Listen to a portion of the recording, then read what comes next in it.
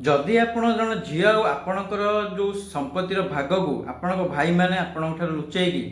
बिकी आपन को जन ना फर्जरी कर बिकी तो एमती सिचुएसन में आपणकर जो प्रॉपर्टी भाग केमी पाइपर प्रथम आपण जो भाई अच्छा से कथा कहतु से कहतु जे आपणकर जो प्रॉपर्टी अंशर जी भैल्युएसन टंका होती आपको दिंतु जदि एम सिचुएसन दौना ताल आप कौन करेंगे ना जो सेल डीटा आपण भाई मैंने जो बिकी प्रॉपर्टी सेल डीड करके बिकी थे सेल डीड सर्टिफाइड कॉपी बाहर करूँ बाहर कराया कौन करेंगे ना आप जो एरिया जो प्रॉपर्टी जो जुरिसडिक्शन आसूची